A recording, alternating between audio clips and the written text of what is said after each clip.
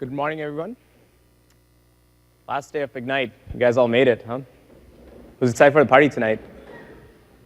A lot of us. Cool. Well, hopefully you'll learn something about streaming while we're waiting for the party.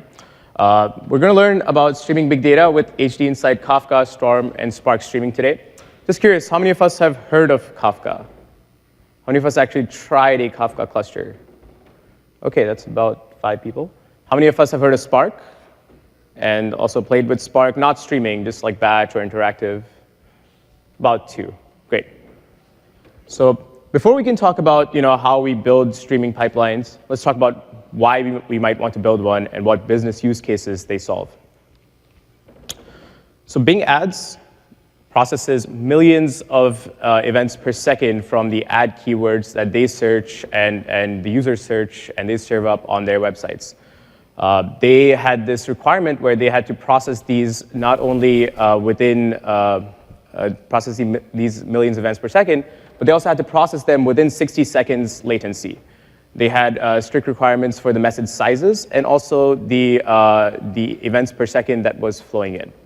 They onboarded to HDInsight Kafka and Spark Streaming, and they did this for to fit the 60-second latency delay, because they had some monetary regulations to help with that. But they also had some compliance issues because they're dealing with financial and sensitive data. But they also wanted the scale of the open source technologies like Kafka and Spark Streaming. So using HDInsight, they were able to marry the compliance with the open source to make this scenario happen.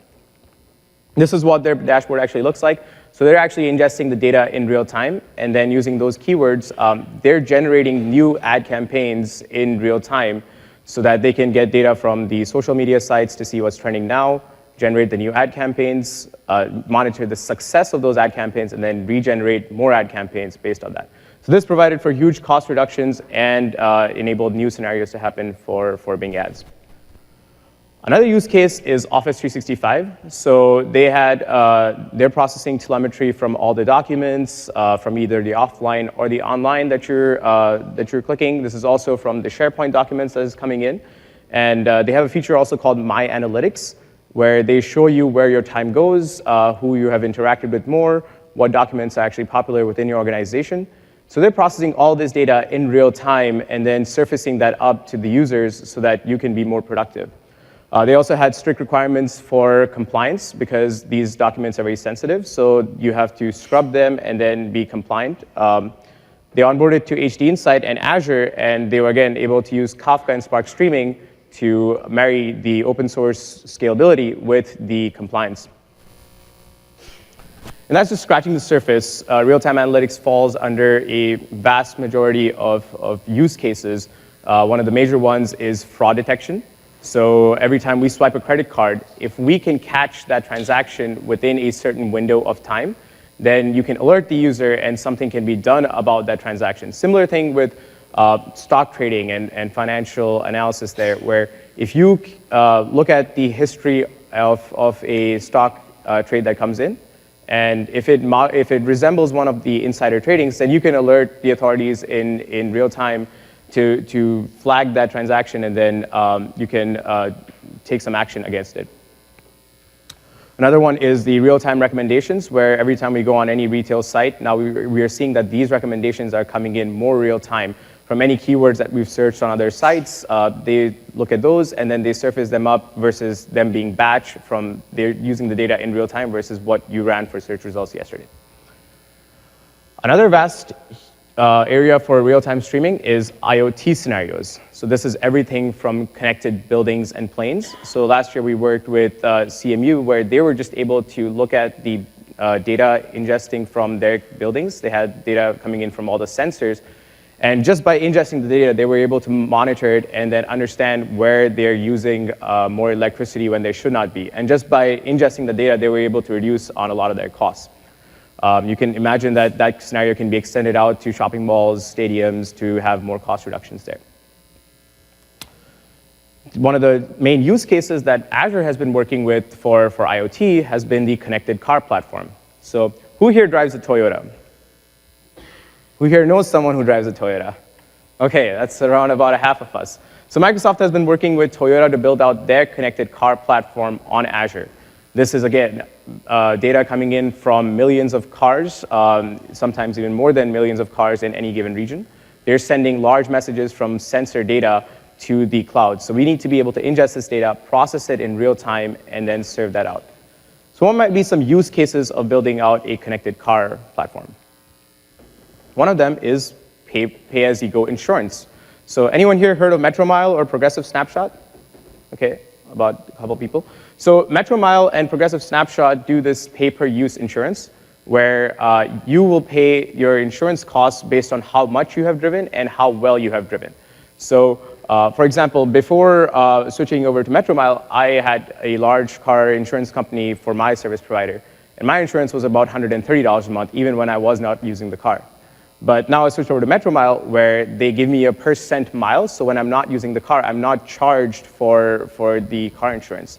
Now my car insurance is $40 a month because when I'm at Ignite, I'm not actually driving the car. I don't have to pay a penalty for that. Similar thing with Progressive, where they analyze the driving patterns, and they look at how well you have driven. So let's say for 1 or 2 hours you've driven well, they'll give you a discount on your driving patterns. For the other ones where you have not driven well, you might be penalized a little bit. But over time, they give you this tailored pricing to how you have driven to really enhance the safer driving experience and also help you reduce on your insurance costs. Another one of these use cases for the connected car platform is the safer telematics. So we've been working with Toyota for their Service Connect with Apache Storm and Azure Cosmos DB. And here, this is where they're ingesting data from all the brake sensors, the accelerometers, the dashboards that you're using to analyze when they should alert you for maintenance. So for example, you can not only ingest this data and then alert the user whenever a certain metric falls below a certain threshold, but you can also do personalized recommendations. So I speed a lot. Because of that, I slam on my brakes more. Toyota and all these insurance companies know that about me, and they've got this static profile data for me on there. So as the brake sensor data comes in real time, they can join this with the static profile data to say that, Raghav's brakes are not to the threshold where we should alert him, but since he speeds a lot, he slams on his brakes more, we should alert him faster than the average user to take his brakes into the shop. So you can have this sort of personalized recommendations and safer driving with the telematics and predictive services. There are a lot of the advanced navigation standards where you've got from all the cars, then you can have more advanced navigation and also automated driving experiences where this is just scratching the surface. Getting the connected car platform up and running is the name of the game for the automated driving scenarios. And not only do you have the data flowing in for the automated cars, you can also provide rich experiences for customers within the cars. So you can imagine there's Cortana within the car where now you're not driving the car, so you can do more where you can serve up the smart documents, the smart meetings, route the car to where your meeting should be next. So what does a connected car architecture actually look like, especially when you deploy it out at Toyota scale? It looks something like this at a very high level, and we'll break this down a little bit in this session. But you've got the data flowing in from all the cars. They have strong 4G and 5G network devices that have been partnered with large ISP providers. They're sending in data at a very high rate to these Azure gateway services. These Azure gateway services are then doing the smart routing to route these events to Kafka, Storm, and Spark streaming, which are open source technologies deployed on Azure within multiple different regions and multiple different of these pipelines deployed out. Once these events are processed out, they're then either written to long-term storage for the batch analytics use case, where their data scientists will do more deep learning models on this data. Or you can pipe it out to a real-time application like the Progressive or the other insurance companies. Or you can pipe it out to a dashboard where they can do the monitoring of how many cars in a given region are active now, how many of them have failing brake sensors, and then really monitor that in real time. So while talking about the connected car architecture is great, wouldn't it be actually better if I can show you an actual connected car here today and this exact pipeline? Who'd like to see that? Cool, around all of us. So I've got Dharmesh here. He's from the HDInsight engineering team, and he promises me that he's one of the safest drivers on the HDInsight engineering team. And what we've done is we've gone ahead and built out an actual car where, actually I'm going to switch back to this just to explain this quick. this as notes. Thanks.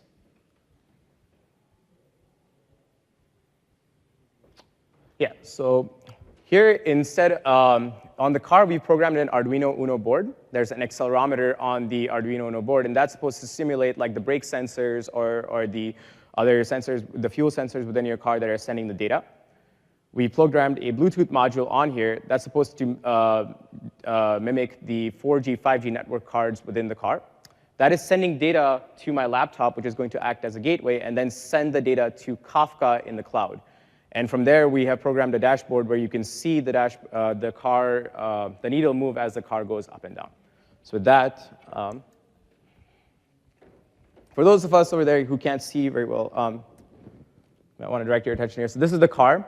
And as we can see on the bottom here, we've got the messages flowing in directly to Kafka that I've deployed in the cloud. And on the right, there's a schematic here where you've got the COM5, which is the Bluetooth sensor. It's sending data to Kafka in the cloud. And this is the power of open source technologies where I could just use a dashboard, program my zookeepers, and from there, everything worked. So Dharmesh is going to turn on the car, and we'll see as he goes up and down on stage, the dial moves because it's an accelerometer. Now, again, the important thing to note here is that the accelerometer is moving not because the data is coming straight from the car to the laptop. It's moving because the data is going from the car to the laptop to the cloud, and then that dashboard is coming from the cloud.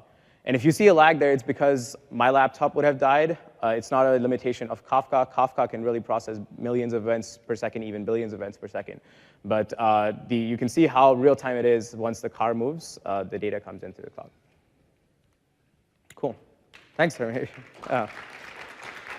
And this is repeatable, too. We'll have a blog out on how do you program the Arduino Uno board, but we'll see how you deploy the pipeline out today, and you can get this up and running. This took me about 30, 40 minutes to build today. So switching back to this, is this 1? 5.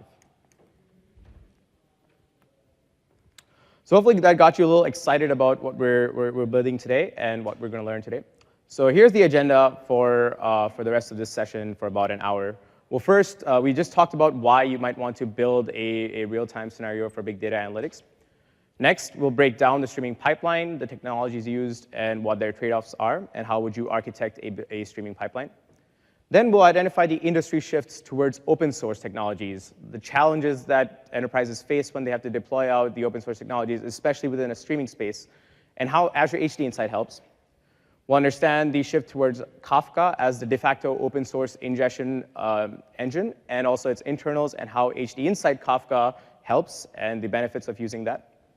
Next, we'll understand the techniques to estimate the resources needed for estimating a streaming system, and how would you go about the calculations for that. And then finally, we'll deploy a streaming pipeline and walk through a real-life example of the streaming use case through Kafka and Spark Streaming. And at each one of these, we'll stop for about a minute or two for questions, if you have any. So I'll stop here if there are any questions so far. No questions? Great. Go ahead. Should I ask now, or you can ask now? Yep. So in that scenario where you had the car, yep. What if you're deploying and you have it on 100,000 cars? Does it still go to a single Kafka instance, or do you want to? Great question. So the question was, if you're deploying out something like Toyota's to 100 million cars, does it still go to the same Kafka? And the answer is no. That's where I've tried to put in the rectangles, and it shows it's sharded across different regions. So not only would you replicate this pipeline across different regions, but you would also have multiples of these pipelines within the same region for high availability scenarios, for disaster recovery scenarios, for scalability scenarios. But a single Kafka instance can scale to about millions of events per second, but you might not want to do that from a reliability perspective, from a robustness perspective. Great. Sorry, is there one more question? Go ahead.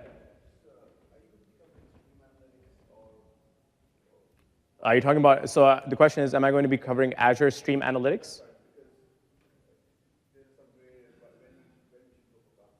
Yeah, I'll be covering the trade-offs between using Azure Stream Analytics versus open source technologies like Spark Streaming or Storm.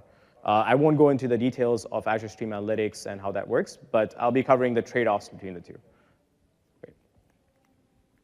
OK, so before we can talk about how to build a streaming pipeline, let's quickly talk about where a streaming pipeline lives within your big data architecture.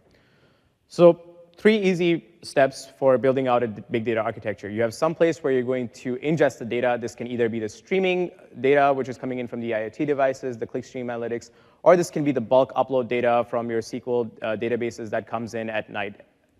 Once you've got this data ingested into your big data system, you need some place to process it. This can either be the batch analytics, where you do the ETL, the transformations, the computations, or the deep learning models, or this can be the real-time analytics like Azure Stream Analytics or Spark Streaming. Once we've done the cleaning of the data, the computations, and gotten the results from our data, we need to push this data out to some sort of fast presentation and serving layer. This can either be your SQL DBs or SQL data warehouses, or it can be a Cosmos DB for a hot store where you want your real-time applications to look them up in a very, very fast manner. This looks like something like this very busy slide on Azure, where you've got everything from the real-time analytics, which is what we'll focus on today. You've got the batch analytics, which is where you do the ETL, the deep learning, the really robust machine learning models. And you've got the interactive analytics, where you can do the queries and the ad hoc analysis for your data scientists. We won't go through all this architecture today, but very smart people back in the day decided that they can chop this up into 2 parts, which is called the speed layer and the batch layer. And this is famously known as the Lambda architecture. We've heard of how many of us have heard of the Lambda architecture? Cool, about a half in the room. So yeah, this is known as the Lambda architecture. It simply means that you can split this pipeline up into 2 different layers. We're going to focus more on the speed layer. There are other sessions for the batch layer, and I will point references towards those. But if I double click on this speed layer, we'll understand, like the question was asked before, is there are a lot of technologies in this space that have emerged in the last 3 to 4 years. There's Azure Streaming Analytics, there's Azure Event Hubs, Amazon Kinesis, Spark Streaming, Apache Storm, Kafka. It's really crowded, and how do we make sense of these technologies? So when we architect streaming pipelines, especially for Toyota scale or Office 365 scale, you've got the data flowing in at very, very high rate. Again, these are millions of events per second, and these are not small events. You need some sort of technologies that are able to handle this high throughput ingestion at a low latency. And your traditional technologies like your HDFS or your Hadoop won't scale to this amount.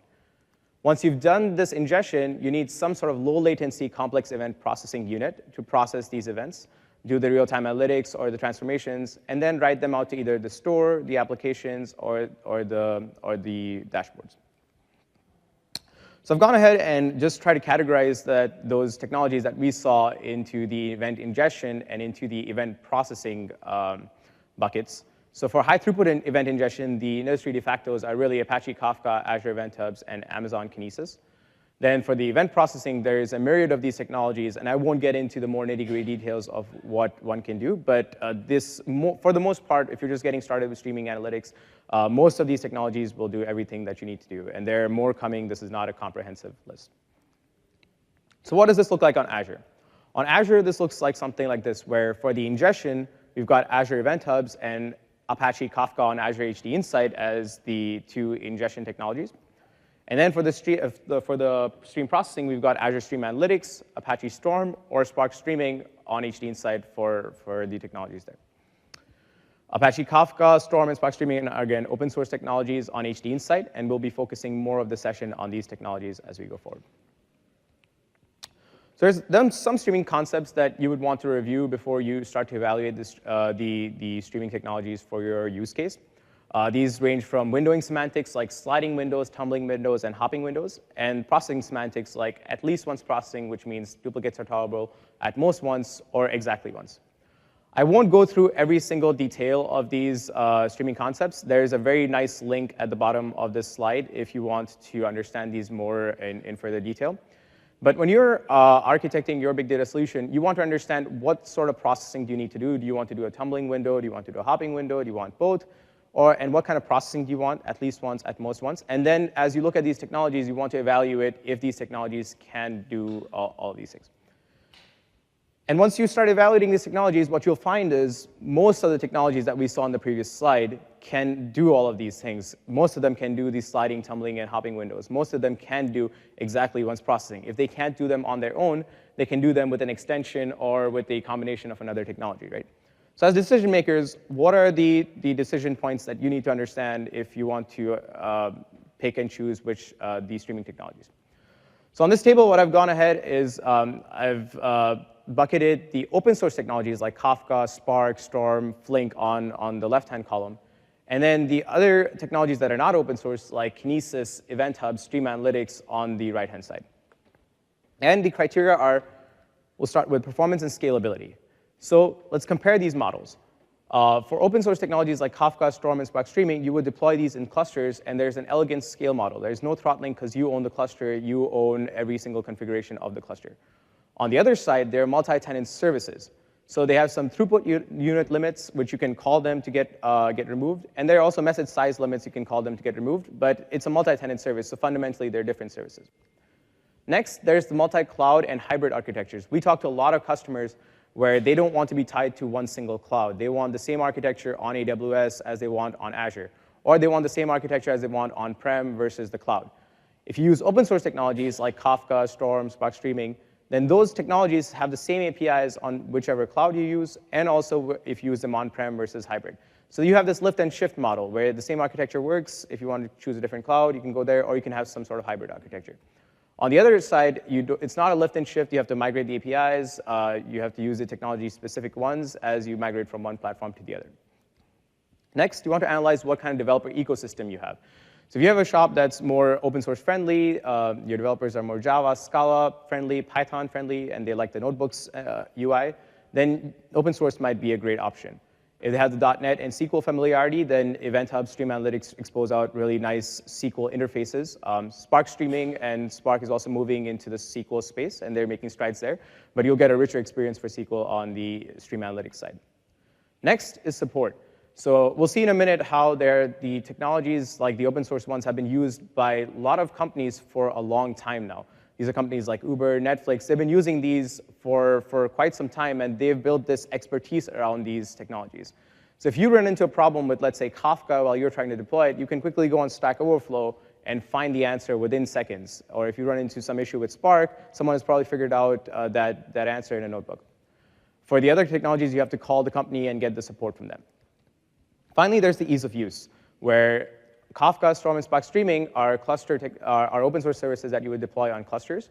HDInsight helps with the cluster management, but that you still have to manage a cluster at the end of the day. Whereas Kinesis, Event Hub, Stream Analytics, there's no cluster management involved. They're a higher level service where you can just pick up and go. So are there any questions so far? Yes, go ahead.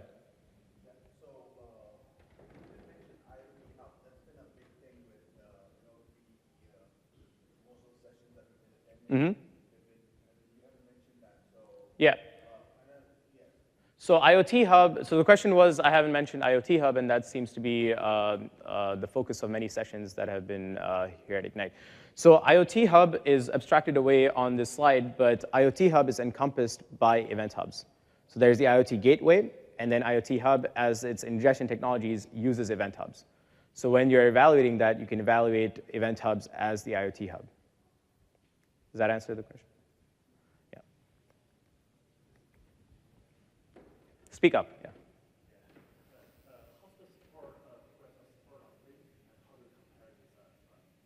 So the question was, how is the support of Flink, and how do you compare it with Spark? So I'll go in a minute over Azure HDInsight, what the service is. We offer open source technologies on Azure HDInsight. Right now, we offer Spark on there, and Flink is not a supported technology on Azure HDInsight. You can still deploy it on Azure, but there's no support from Azure HDInsight for Flink. Versus Spark, we give a very rich support SLA on top of Spark. Are we going to support it? So we have talked to a lot of customers, and we've also talked to the founders of Flink on supporting Flink on HDInsight. We are evaluating customer demand for it. There are a lot of features that customers want from an enterprise security perspective, from monitoring perspective, that we're prioritizing. But if the demand for Flink rises, then we'll reevaluate that and go from there. But we have seen it gain a lot of traction in the open source community, especially in the real-time SQL space. Great. Now let's understand the industry shift towards open source, the challenges that we have with open source, and how HDInsight helps. So as we can see, these are the companies just using Kafka, Storm, and Spark Streaming. And these are not some small names. This powers most of the internet. There are companies like Netflix, LinkedIn, Alibaba, Amazon. The list goes on, and they have not been deploying it recently. This has been there for quite some time, and like Kafka was born at LinkedIn. So there's a strong industry shift towards open source. So it must be great, right? Like you can just go ahead and deploy it and get up and running with open source for your enterprise use case. Well, not quite. There are a lot of challenges with deploying open source technologies for enterprise use cases. First one is getting up and running is hard. This is especially harder for streaming technologies because once you're up and running, you have to ensure that the pipeline is running 24/7.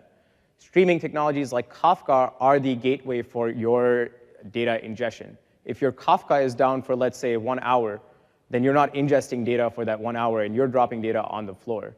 So hiring the talent for understanding these technologies to build them in a robust way is hard, but then also running them in a fashion where they're up and running for 24/7. You have to hire the on-call engineers, the site reliability engineers to ensure that there's zero downtime and zero data loss. Next, there's no single authority to implement security and compliance for open source technologies. So most of the enterprises that we talk to, they have their large banks, their healthcare companies, their financial companies, where they have strict requirements from HIPAA, from PCI, from all these security-related features that they want. In open source, this is not out of the box, and you need to either go ahead and implement these security features on your own or implement the compliance on your own. There's not a one-size-fits-all either. You can deploy out the Spark streaming and Kafka for getting up and running, but then when you have to deploy it for the production use cases, especially like Toyota or Office 365, then you really have to understand the full scenario and the SLA of the system that you want to guarantee, and then tailor the architecture towards that. And this is just scratching the surface. There are many challenges with open source technologies. That's where Azure HDInsight helps. So how many of us have heard of Azure HDInsight? How many of us are about half or more than half? How many of us have deployed a cluster on Azure HDInsight? Okay, about a third of us. So HDInsight is a open source analytics service built on top of Azure for enterprise use cases. As we saw, there's a strong shift on the streaming space only towards open source technologies, but in the past, there has been with Hadoop, with Hive. So we offer these as cluster workloads on HDInsight with a 99.9% SLA. These are clusters for HBase, Hive, Spark, Storm, Kafka, and our server. And this one slide tells you all the benefits of using HDInsight. I won't go into all of them, but the key ideas are we're 100% open source service. We're built on the Hortonworks data platform. We give a managed SLA on not just the underlying VM instances, but also on the end-to-end services for the Kafka, for Spark, for Hive, HBase, and so on. You can scale the clusters up and down as you need them. And we have compliance and security built in. We also have a rich developer ecosystem, and we have integrated with the leading partners of the big data systems so that you can deploy these clusters out in about less than 10 minutes for your use case. I mentioned about security and compliance. We have different rings of security and compliance that we offer. This ranges everywhere from data security from the data at rest at the encryption layer to the data in transit with TLS. As you move up, we lock everything down in a VNet. We also have security features where you can have authentication against Azure Active Directory and authorization against Apache Ranger. And there are a lot of compliance features that we offer for HDInsight as well. I won't go into all of them, but my colleague Saurin Shah will give a session on this today. And we've done some really interesting work in this space to help our enterprise customers. So I encourage you to attend this session today at 4 p.m. Next, we have a rich developer ecosystem built in. So we talked about the challenges with getting up and running with open source. So we've invested a lot in the leading IDEs to have the built-in support for deploying the topologies, for deploying the Spark streaming jobs from your either Visual Studio or your Jupyter notebooks. So we've done a lot of work there. We recently released the remote debugging as well. So now you can remote debug your live clusters from IntelliJ, and this really helps our enterprise customers when they're running a pipeline, especially for the streaming space where you cannot SSH in the cluster or getting the JIT access is a huge pain. Finally, HDInsight is not only used for streaming, it can also be used for data science, as we saw in the big Lambda architecture there. I won't go into the applications of data science. This is a huge field in its own, But there are 2 sessions at Ignite for this, one from my colleague Maxime Lukianov and one from Shayong Zhu. They both go into Azure HDInsight and how our server and Spark help with the data science. We also have HDInsight use cases for data warehousing. So yesterday, we announced the general availability of Interactive Hive, which is used for data warehousing scenarios. My colleague Ashish Taplial and Dharmesh gave a session on that. This is also recorded, but I encourage you to check that out for the data warehousing scenarios. So we understood HDInsight and its benefits, and we also understood that Kafka is the de facto ingestion engine for these big data streaming pipelines. So let's understand Kafka internals really quickly and how HDInsight helps. So we added Kafka this past year to the HDInsight family because we looked at HDInsight, and it's a managed platform for deploying out open source technologies from a 99.9% SLA. And when we looked at all our architectures from our customers, the demands that they had, the key feedback that we got was that running Kafka and ensuring that it is up and running is a huge pain for them. Even though installing it might not be the challenge, ensuring that it's up and running is a huge cost for them. And they're using Storm and Spark Streaming, but there's a clear gap in the open source ingestion space on HDInsight, especially on the Azure framework. So we added Kafka as a strategic addition to complete this pipeline. So now, within one single ARM template, as we'll see today, you can deploy Kafka and Spark within the same virtual network, and this whole pipeline will come up within about 10 to 12 minutes. So let's talk about Kafka really quick and how it actually works. How many of us are familiar with the internals of Kafka? About a third of us, great. So at a very high level, Kafka is a simple publish and consume model where it's a push and pull model.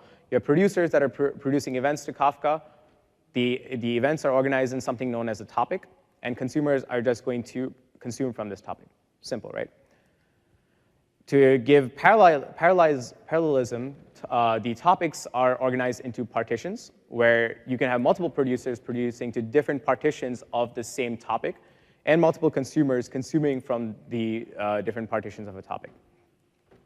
Next, for high availability purposes, Kafka offers replication, where you can choose the replica count that you want given your storage needs. So now, not only do you have the data partitioned, but now you have leader and follower replicas. So let's say a node fails, then Kafka will switch over the leader replica to the other one, and it will distribute these partitions out across different brokers or VM types that are nodes. So Kafka is great, but what is better about Kafka on HDInsight, and why should you use it, right? So as we mentioned before, Kafka is a technology that we've deployed on HDInsight, and we give you a 99.9% SLA on the actual Kafka, not just the underlying VM instances.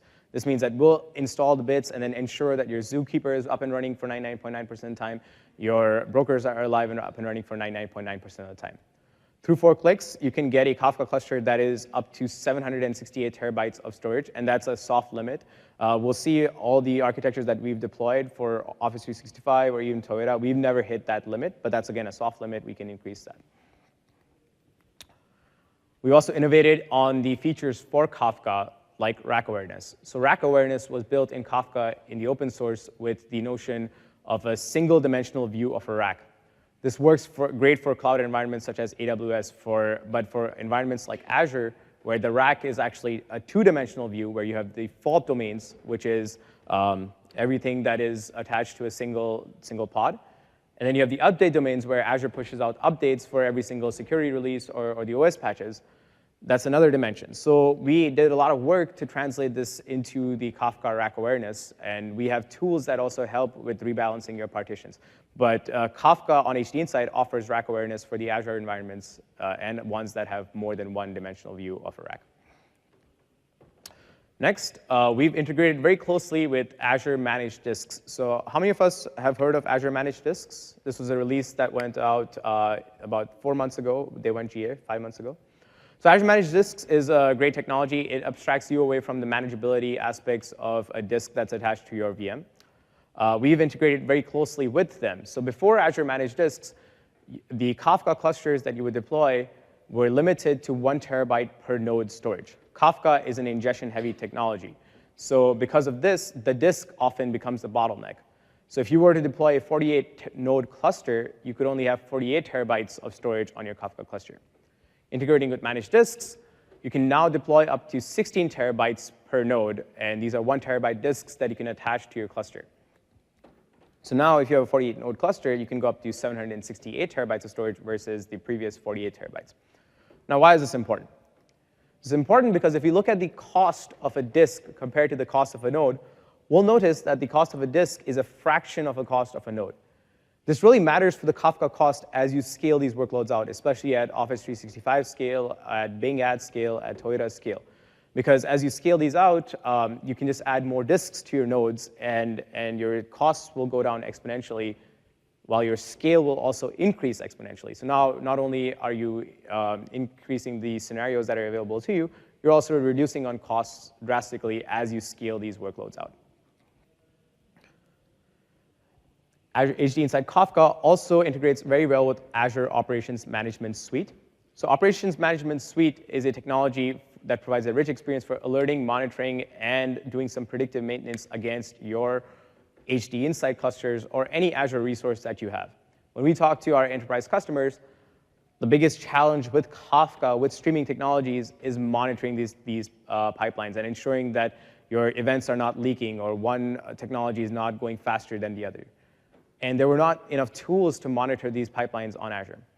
So we've integrated very well with OMS, and we'll go through a demo of this, where you can expose out everything from the VM NIC level metric, the disk level metric, to the higher level metrics like the JMX metrics from not only your Kafka clusters, but your Spark clusters, from your Hadoop clusters.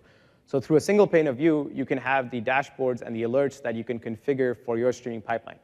But what's really cool about this is not only can you alert and show them in a dashboard, you can also specify automated runbooks against a specific threshold. So you can say that if a disk falls above 80%, then I'm going to have an automated runbook that's going to attach another node to my cluster. So now you can have this sort of predictive maintenance on your cluster before through Azure Operations Management Suite.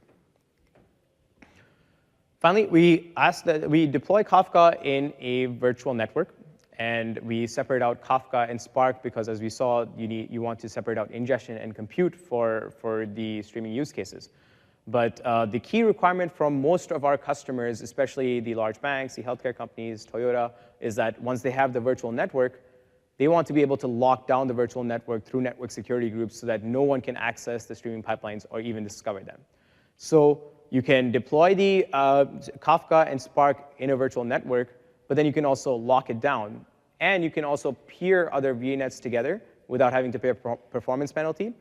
And you can connect to the VNet from your on-prem devices through a VPN gateway. So we have, there's a document link there where this is how I'm also sending data from my laptop to the Kafka in the cloud, where I download the VPN client.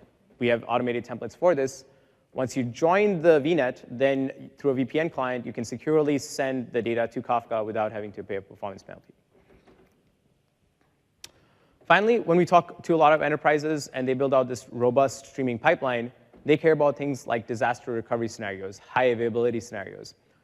For this, they want to ensure that if one region, for whatever reason, goes down, none of their messages are lost. And whenever that region comes back up, they want to be able to replay those messages. So Kafka has a technology known as Mirror Maker. We offer out-of-the-box support for Apache Mirror Maker, where if you have two Kafka topics, then if you want to replay it through Mirror Maker from one Kafka topic to the other, then you can replay all those messages and mirror them together. This has implications for disaster recovery scenarios, but it also helps with the scenarios where a lot of our customers want to send data from their on-prem devices to Kafka in the cloud. So what they do is you can have a Kafka that they're running on-premise. If you use Mirror Maker, then that will just mirror the events back to the Kafka in the cloud, eliminating the need for having another producer that's sending the messages from on-prem to the cloud. So because of this, we talked about Toyota, but this is a direct quote from Toyota, where I've gone ahead and highlighted the managed part that they have appreciated with Kafka. And we released with them in June of this past year. And now most of the Priuses and the Camrys in the 2017 models are being powered by Azure and HDInsight Kafka. But you can see how they have highlighted the 99.9% SLA for the Kafka, Storm, and Spark streaming of the streaming pipeline, and how Azure HDInsight has really helped. And there's a blog link for there if you want to learn more about these technologies. So that we've gone ahead and understood the industry shift behind open source, how Kafka helps, some of the internals behind Kafka, and the HDInsight benefits. I'm going to pause there for a couple minutes for any questions.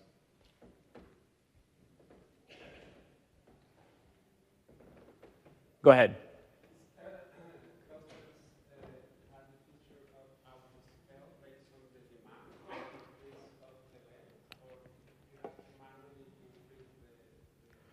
So the question is, do the clusters auto scale based on the increased demand, or do you have to manually do that? So the answer is we do not auto scale as of today, but through Azure Operations Management Suite, you can program the script to scale on your needs. So for that example where I said, you have the disk that's 80% full, we'll see how you can also alert on the incoming messages per second and the rate of that. If that rate is higher than what you expect, then you can have the runbook to kick in to say scale the cluster up, and you can have this sort of predicted there. So you can program that, but we don't offer it out of auto scale out of the box today in HDInsight. Go ahead.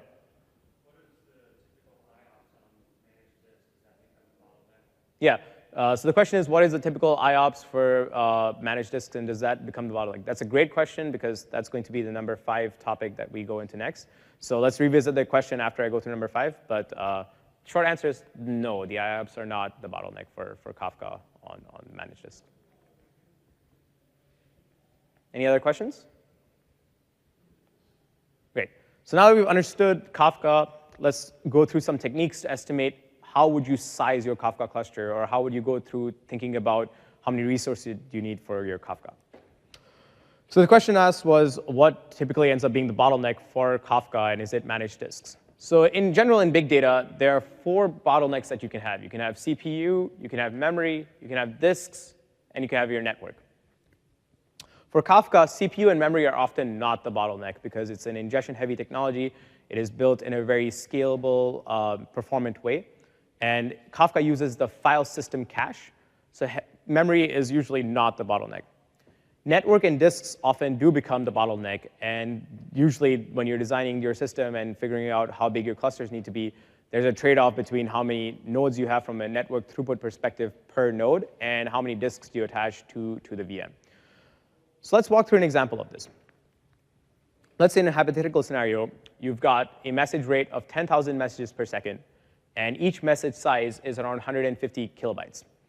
You've replicated this 3 times in your Kafka cluster for high availability scenarios, and you have your retention policy for 12 hours. This means that this is how long you're going to store the events on the Kafka cluster before Kafka goes ahead and cleans them up. And let's say that through most of our GA perf runs and before you go to production, you look at the throughput that you can get per node, and this is around 450 megabytes per second for the D2, V12 VMs that we have measured. So given this, first we will calculate the total throughput of the system. So 10,000 messages per second times 150 kilobytes per message times 3 replicas means that our total throughput of the system needs to be able to handle 4,500 megabytes per second, or 4.5 Gbps. From this, we need to do 2 calculations. First is the number of nodes needed from a network perspective. We know that 450 Mbps is what each node can handle. So we just take the total throughput divided by the network bandwidth. Then we know that we need around 10 nodes to accommodate the network bandwidth. The second is we need to understand from a storage perspective. 4,500 megabytes per second times 12 hours gives around 195 terabytes per retention policy. Since we can attach 16 terabytes to each disk, this means that we need 13 nodes from a storage perspective, because each node can only scale up to 16 terabytes. So we take the max of these 2. We take the max of the network nodes and storage nodes, and we know that now we need 13 nodes with 16 managed disks on each node, and we know that we'll be hitting the storage bandwidth with this. But let's say that your messages per second increased, and you still wanted to keep the 150 KB upper bound and other parameters constant. Then network might become the bandwidth, and might become the bottleneck, and you might want to rerun this calculation and understand that how many nodes do you want to add from a network perspective. So I know it's really early to do math, but hopefully this example helped. I'll pause here for any questions if there are.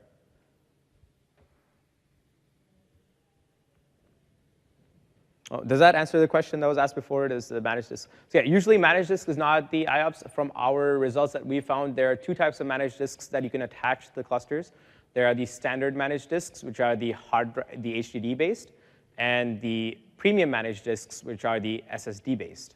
And through our experiences with working with customers, what actually ends up becoming more cost effective and performant is if you add more nodes to the cluster given these standard disks versus using the premium disks. Because oftentimes the network becomes the bottleneck, so the extra SSD doesn't actually help you that much, and you end up paying more of a price for that. So instead, add more nodes with the standard managed disks, and you can have an increased scale. Cool, so if there are no questions, then we'll actually go ahead and then deploy a streaming pipeline and see how easy it is from a Kafka perspective. So let's switch over to a quick demo. So hopefully you're all familiar with the Azure portal. If not, then you just go to portal.azure.com once you have a subscription. And if I go ahead and click on the plus, then we can, then we can see that through the different services that Azure offers, if I click on data analytics, the first one that pops up is HDInsight. If I click on HDInsight, then through 4 or 5 easy steps, I can put in the cluster name. And once I choose the right subscription, then I can go to the cluster types. And this is where you can see where I was talking about you have all cluster types for Hadoop, Spark, Hive, Kafka, and interactive query, which just went GA. If we pick Kafka, we can see that we always offer the latest versions. And we can hit select. And you can fill out your admin details for your Kafka clusters, the passwords and stuff that you want. Give it a resource group. Do we have the tab open for the? That's OK. Once you go through this, you can also figure there's a place where you would go ahead and enter in the number of nodes that you need and the number of disks that you want per cluster. It also asks you for the type of the disks that you want, premium versus standard. And then, while the portal is a really nice, rich experience to discover these technologies, to deploy them out and figure out what else is available on Azure, deploying the virtual network, deploying the Spark cluster, and Kafka cluster might be a little bit more time-consuming done through the portal. Instead, you can do this programmatically via ARM templates. How many of us have heard of Azure ARM templates? OK, about a half. So we're familiar with them. So if I just Google Apache, the docs, HDInsight, Kafka, and Spark, then if I click on the first link that pops up, we'll see that we have a rich documentation article. And we've done this across for Spark and for Storm, where if I just click on the deploy to Azure link, it will go ahead and point you to an ARM template where all you need to do is put in your base cluster name and maybe the login that you want. But you can also click on Edit Template, where you can then go ahead and modify the ARM template settings. And here we'll pre-provision the VNet. We'll give you a template to get started for the Kafka cluster. You can change the number of nodes you want, change the number of disks if you want, change the HDInsight version, and go from there. But through this one template, you can just hit deploy. And once you do hit deploy, then so through this one template, you can hit deploy. And once we do hit deploy, we'll see that within about 10 to 12 minutes, all of these resources are populated. And we have a Kafka cluster that's up and running. We have a Spark cluster that's up and running. And also, we provision the VNet and the storage accounts. So ARM templates are a really powerful way to programmatically get these pipelines up and running.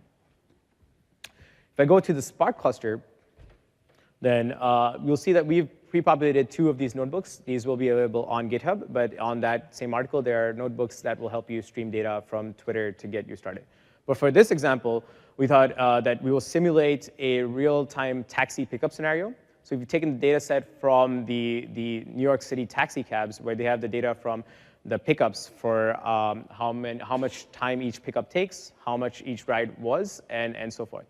We've loaded that into a streaming program that's just going to simulate these events and send them to Kafka through the Spark notebook. So the Spark notebook will first go ahead and create a topic. And then it will go ahead and deploy the events out to Kafka. And before that, actually, let me just show you what this is. Is it 1? The presentation? Yeah. 1. 5. Thanks, Harish. So just to provide some context of what we're seeing, we've got Kafka and Spark deployed in the same virtual network. Then we're going to create a Kafka topic.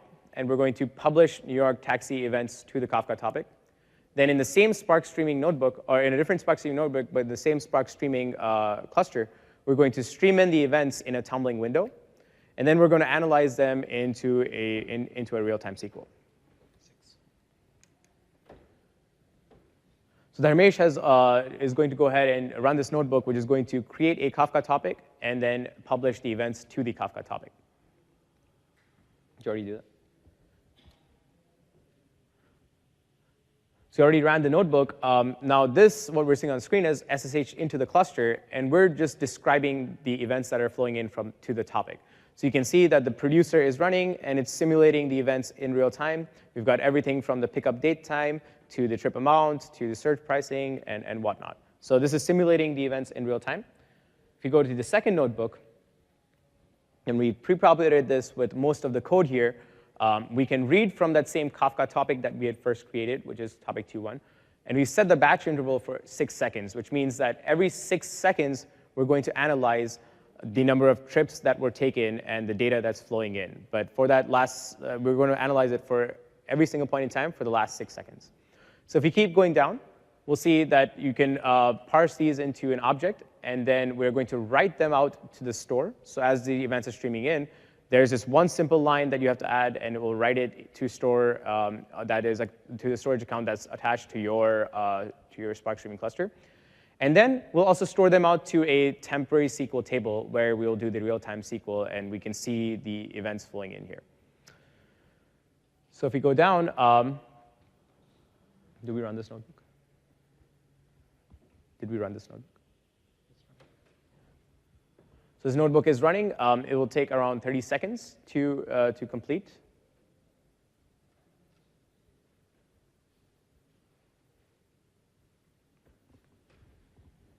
We did cell run all, right? Oh, did we do cell run all?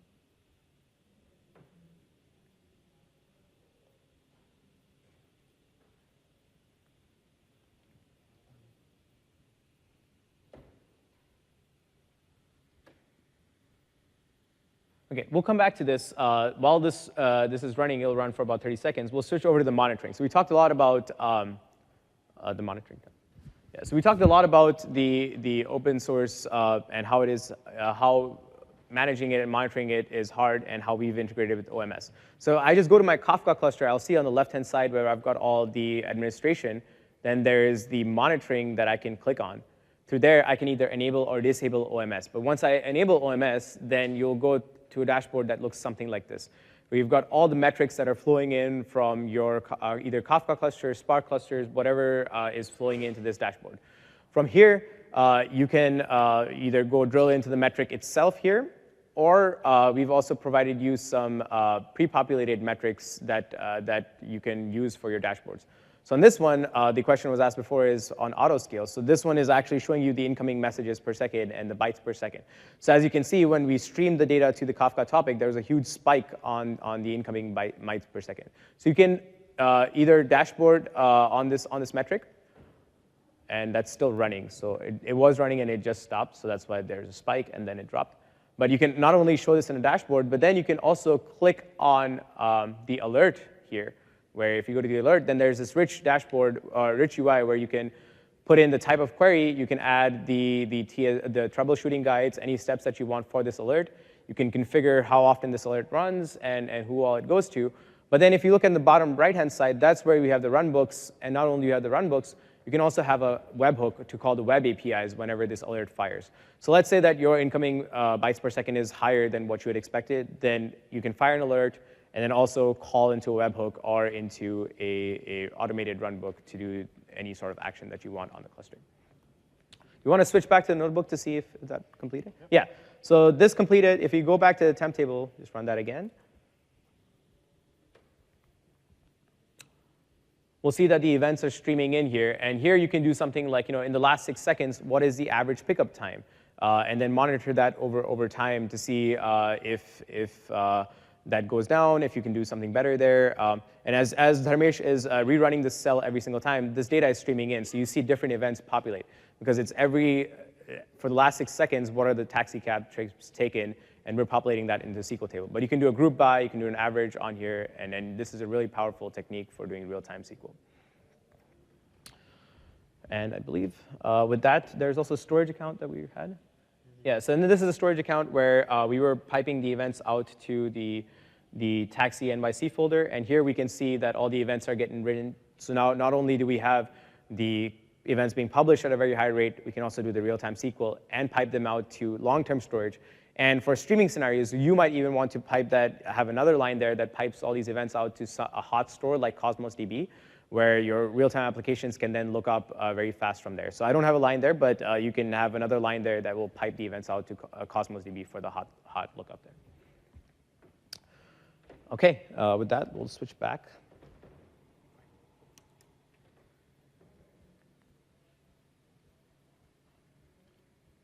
So I'll stop there. Are there any questions so far for what we saw before I jump into some of the customer use cases? Go ahead.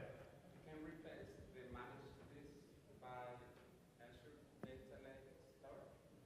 I'm sorry, could you repeat the question? Can you replace the managed this by Data Lake? Yeah. So the question is, can you replace the managed disk with Azure Data Lake Store? So I think it depends upon the use case. If your use case is just to get the data and in the streaming and then land that into Azure Data Lake Store, then you still cannot fully replace the managed disks from Azure Data Lake Store because you need some place to queue these events or have these events ingested. But what you can do is either pipe the events from Spark Streaming to Azure Data Lake Store or even storm through Azure Data Lake Store like we saw. Or we're working on connectors. So there can be an out-of-the-box connector where you can have the Kafka connector for Azure Data Lake Store that will automatically put the events into Data Lake Store. So you don't need an additional Spark cluster or Storm cluster. But you can still not eliminate the need for managed disks because when you're flowing in the data at a very, very high rate, like millions of events per second, you need some sort of queue to buffer these events. And that's the power of Kafka. That's the power of managed disks. Does that help answer the question? Cool. Other questions? Go ahead. If you use a Kafka connector to connect to Data Lake Store, isn't that the purpose of putting these events that will be queued on the Kafka cluster into the Data Lake Store? It is, but the Kafka is the queue for other things like your real-time applications, for the dashboards that you can populate, or even doing the real-time machine learning. So from Kafka, you can plug in straight to the Spark Streaming APIs, and you can do the real-time machine learning there, do the real-time SQL there. If you put it in Data Lake Store, then now you have first the write latency that you have to worry about, then you have the read latency to worry about.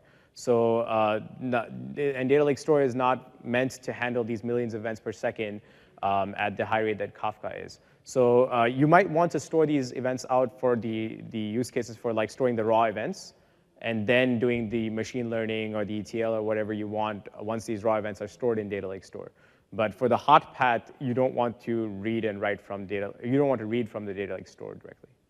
What if we use something like Cosmos DB, which is designed for hot storage, Yep. as a replacement for managed? Yeah, so Cosmos DB gives you P99 reads and writes for, I think, 10 KBs, and there's a price comparison there, too. So first, you'd have to understand what your ingestion rates are, if Cosmos DB can scale up to those ingestion rates. For most of these use cases, Kafka has become the de facto standard for scaling up to millions of events per second. I'm not sure if Cosmos DB can for most of the use cases there or not, but it's designed for the hot store of piping the events and then the real-time lookups within for small events like that. For large events like 150 kilobytes, now you have large events and you want to store them there. But we are working on a Kafka to Cosmos DB connector as well, where you can land the events into Kafka for the high throughput ingestion, and then you can pipe the events to Cosmos DB. Cosmos DB, you can't have that queuing that you need. Cosmos DB, you cannot have the queuing that you need. Yeah, it's just it's the store. It's globally replicated. It serves a different purpose altogether. Great. Let's talk about some customer use cases. So we talked about Office 365 and Bing Ads. They're actually powered by a technology at Microsoft called Siphon, and it's known as the Microsoft Shared Data Bus. This powers actually not just Office 365 and Bing Ads, but it powers everything from my analytics to SharePoint to any data that flows in real time for Microsoft. And they're processing 8 million events per second, and they're doing 800 terabytes or 10 GB per second on HDInsight Kafka. They've got, I forgot to include the number here, but they've got around 22 HDInsight Kafka clusters deployed out. And they've sharded these across. They've built in some rich monitoring, some rich event servers across it. But the key customer scenarios there are the Delve Analytics, the Bing Ads, Office 365, and they're using this at a rate that is higher than most Kafka users even out there in the industry. They've, again, sharded these pipelines. They've got the pipeline set up in every single data center. So it's in USDC, Europe, Asia.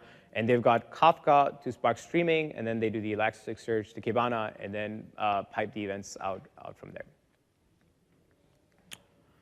So what does our path forward look like?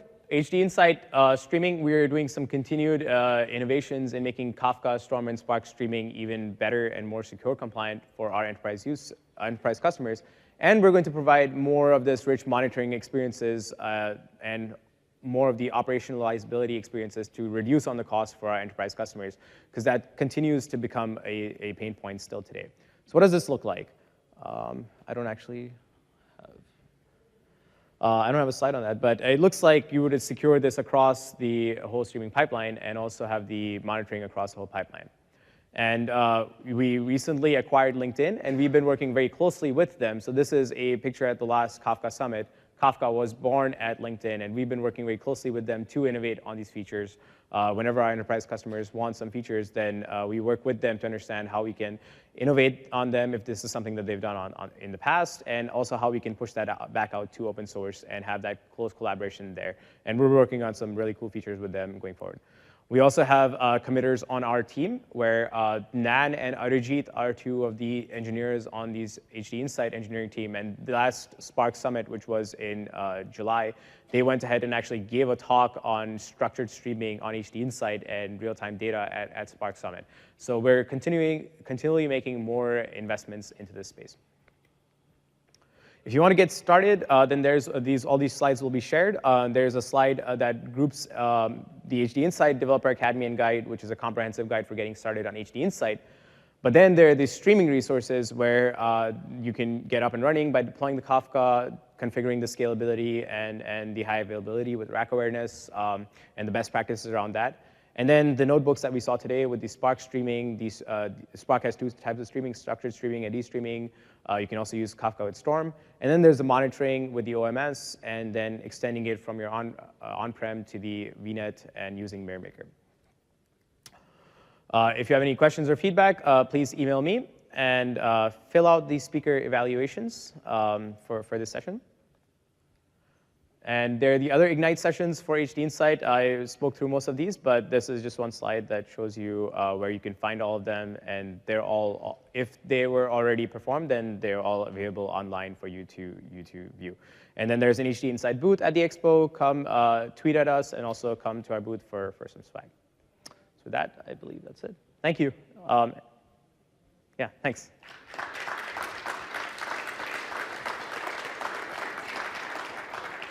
So I want to stop for questions. We have about 10 minutes for questions. Go ahead. Can you talk just briefly about your support model, being that it's, maybe this applies to HDInsight generally, but especially with Kafka, being that you rely on Hortonworks for a lot of those bits underneath, do you guys support yourself, or is it like a tiered model where ultimately we would end up talking to Hortonworks? Got it. So the question is, what does the HDInsight support model look like, given that we have Hortonworks as a partner, and what does that look like to you as a customer, right? So the only thing that you have to worry about from a Hortonworks perspective is that we're fully open source, and the bits that you're getting are open source bits from Hortonworks. From that point on, there's no Hortonworks interaction for you as a customer. From there on out, you deal with HDInsight. We give the SLA on the cluster for the 99.9% of the uptime. So if you run into any issues, then you contact Microsoft support, and then we see if we can fix the issue. If we can fix the issue, then we fix the issue. If there's something that we can do to help your pipeline and mitigate that issue, we do it so that we can have that SLA and have that guarantee. If this is something that requires a fix in the open source, then we will work with Hortonworks, but we will contact Hortonworks for that support, and we will work with them to get that hot fix. and to hotfix your cluster, and then eventually get that hotfix out into the open source. But you as a customer are abstracted away from Hortonworks. The only thing that you need is the peace of mind that the bits that you're getting are open source bits and they're coming from Hortonworks. From there on out, HDInsight takes care of the rest. Does that help answer that? Cool. Go ahead. What are the use cases regarding to use Kafka versus Spark Streaming? What are the trade-offs? Yeah, so Kafka versus Spark Streaming, if you go back to way back. So Kafka is the ingestion, where you have the events coming in at a very high throughput rate. Kafka cannot do the streaming. They've started, now Kafka has a Streams API, and it has the connector APIs, but Kafka streaming is very naive still. Spark streaming is more robust, but Kafka is still the ingestion technology where it can really handle the events at a very high throughput rate. So you use Kafka for ingesting the events, and then you would use Spark streaming like we saw in the real-time SQL, where you'd use them to process the events, to do the transformations, to do the analysis, to maybe write it out to store and do things like that. Yeah, so Kafka is ingestion, and then Spark streaming is the processing, is how I would think about it. Yeah. Go ahead. You mentioned windowing, so you mentioned sliding windows, hopping windows, tumbling windows. Can you talk a little bit about what they are? Yeah. I actually had some slides, and I thought I was going to be short on time, but let me just explain them very quickly. But the idea is that any technology that you use will be able to handle them.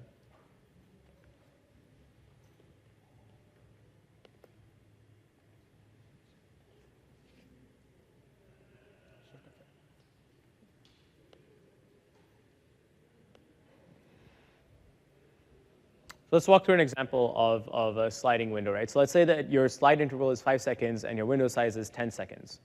So events from time interval 0 to 10 flow in. You've got 5 events.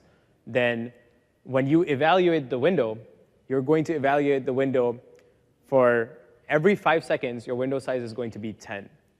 So at time t equals 15, your window size is going to be the events that came in from 15 to 5. So an example of this might look like, every 5 seconds, give me the count of tweets over the last 10 seconds. So every 5 seconds, you're looking at the count of tweets over the last 10 seconds, but your interval is running every 5 seconds, and the amount of time that you're looking back is 10 seconds. So there are two concepts, the slide interval and window size, right? So for sliding window, it's like there's overlap between the windows. Then there's the tumbling windows, where there's no overlap, but they're still squished side by side. So now, in this case, your slide interval and your window size are the same. So every 10 seconds, give me the count of tweets over the last 10 seconds. Then there's a hopping one where you can have no overlap, but then they're not right next to each other. The hopping, I don't have a slide on hopping window, but the hopping window is they're disjoint. You can have them hopping from one window to the other, but you can have gaps in the time there. Does that help? Cool. And there's that link that I had on the bottom of the slides. If you download them, that goes through all of these in much greater detail with better examples and some animations and stuff. Cool. Go ahead. What is your take on using something like Azure Functions for doing the processing part of the streaming pipeline? So what is my take on using Azure Functions for doing the processing part? So I think you have to depend on the use case. So for Toyota, they're doing some really complex computations and aggregations within their stream processing. You need to understand if Azure Functions can, A, do those complex aggregations and transformations. If it can it do them in the time and the latency that your enterprise or your use case requires? So Toyota has very strict timelines on how long each streaming pipeline should complete within certain milliseconds. So they don't even use Spark streaming. They use Storm for that because Storm is really fast. It does event by event processing. Even though it's now everyone's moving to Spark streaming, they're still using Storm because it can really do this sort of fast computation, aggregation, and stuff like that. So it's really a use case thing on how you want to do your streaming pipeline. But from getting up and running, I think you can go ahead and start with Azure Functions if they fit the criteria that you have there for the feature set. I guess my question was more concerned around the fact that for any streaming pipeline, you probably need some sort of state store in your processing engine. And would Azure Functions be able to support that? Yeah, I have not played around with Azure Functions with Kafka yet. My gut says maybe, but I have not played around with it yet. I know that there's some customers that are trying to use Azure Functions to take Kafka and then pipe the events to Cosmos DB. I don't know how successful they have been, but I believe it should be possible, but I have not personally played with them yet. So I don't know the limitations around that. Yeah. But if you do try it out and find it out, then please send me a mail, and yeah, would love to hear. Any other questions? Go ahead. How often do you, I don't know if we're still speaking of this? Yeah, go ahead. I'll repeat the question. How often are we supposed to, or how often do you see folks use like something like NiFi to subscribe to topics and then do data integration and that type of thing? Yeah, so the question was how often do we see NiFi to subscribe to topics and do we get integration with that? So we see NiFi for either processing the events from on-premise to Kafka in the cloud, or moving data from one Kafka to the other, or even NiFi is used for moving data from Kafka to store. We see some use cases for that. We give the prescriptive recommendation for Storm or Spark streaming because those are managed workloads on HDInsight, and they can do the similar thing. But if they're deploying it on-premise, then it's your cluster, you can do whatever.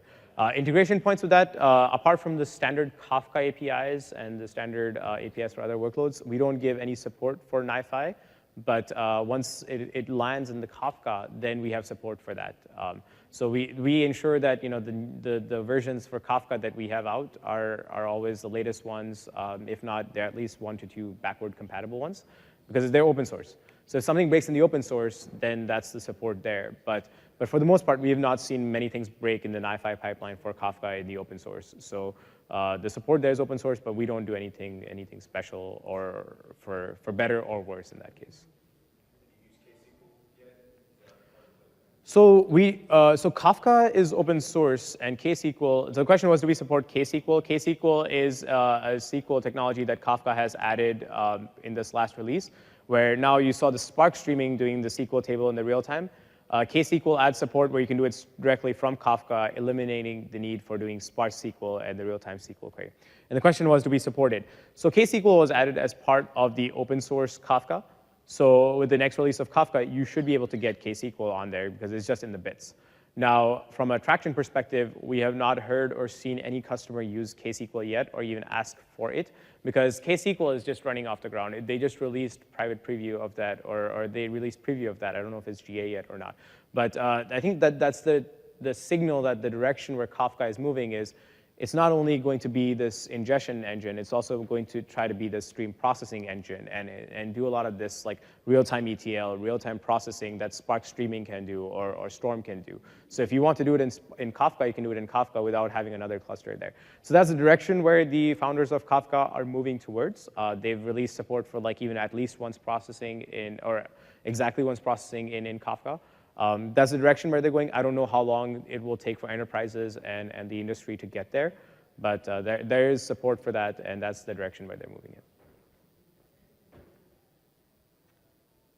Go ahead. AWS has, so the question was, AWS has step functions and Lambda. Do we have anything equivalent to that? So the equivalent to Lambda would be Azure Functions. And the gentleman asked the question before is, can you use Azure Functions with Kafka? And like I said, there's customers trying it out. I'm not sure on the success of that, but yeah. Yeah, you can use Azure Function with any sort of ingestion technology. Yeah. Azure Function is. So the question is, does Azure Function have anything like a step function? I'm not sure. Michael, do you know if Azure Functions has something like a step function? OK. Yeah, I believe they do. I'm pretty sure the Azure Functions is the equivalent of Lambda on the Azure cloud. So I'm not sure, but we can take that offline and then connect with the Azure Function team. All right, if there are no other questions, send me mail. I'll stick around here for another 10 minutes. But thank you. Thanks.